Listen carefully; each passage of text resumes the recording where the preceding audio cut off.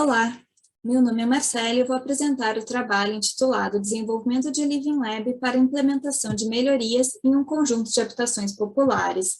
Este estudo faz parte do projeto YouVital, uma parceria entre instituições da Alemanha, Brasil, Países Baixos e Reino Unido, que visa utilizar a abordagem dos Living Labs para promover melhorias no estoque existente de habitações populares.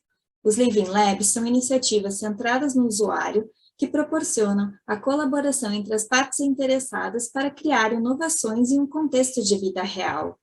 Esse tipo de iniciativa iniciou-se em 1990, no MIT, com a construção de apartamentos em escala real, onde pessoas eram convidadas a residir para testar seu comportamento frente a novas tecnologias. Nos anos 2000, esse tipo de iniciativa se popularizou na Europa, inclusive se ampliando para novas aplicações, como escala urbana, iniciativas universitárias e resolução de conflitos. Um Living Lab não tem um processo definido, nem mesmo as atividades a serem realizadas. Cada Living Lab desenvolve seu próprio rumo.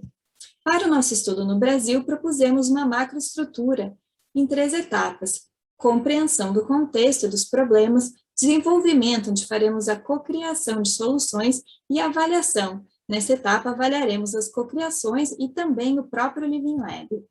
Para a etapa de compreensão, escolhemos atividades, como as cartas de valor e outras que já eram conhecidas no nosso grupo de pesquisa. Além disso, selecionamos algumas atividades encontradas numa revisão da literatura.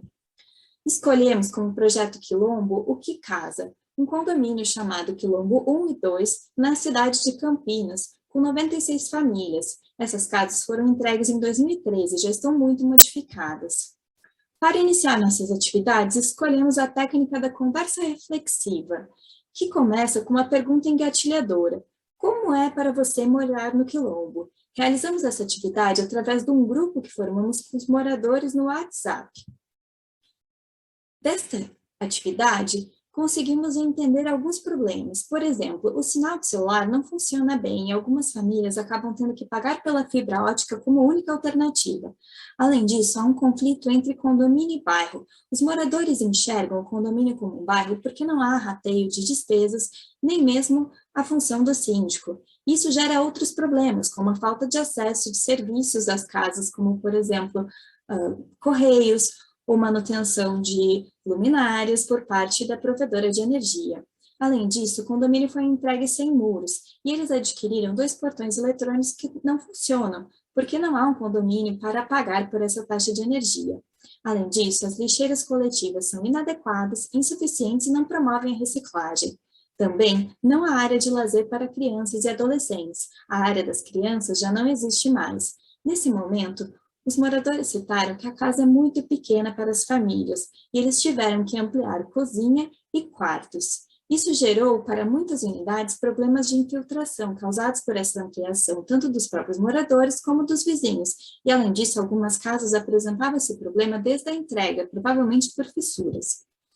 Para entender melhor a casa, propusemos a adaptação de atividades, em função da pandemia, no formato de um kit que foi entregue na casa das pessoas. Esse kit continha 5 atividades. A primeira atividade os convidava de forma livre a contar um pouco sobre as suas famílias, e assim podemos identificar alguns padrões.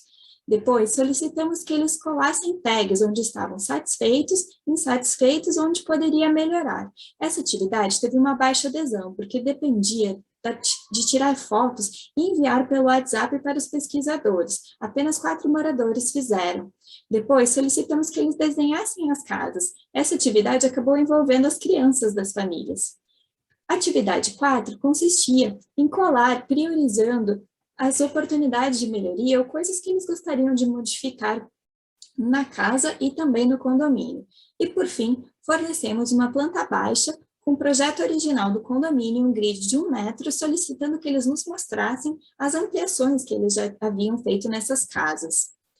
Nosso próximo passo é realizar grupos focais com especialistas e com as outras partes interessadas, como os agentes públicos, para priorizar os problemas e definir as oportunidades a serem desenvolvidas na etapa 2 de cocriação.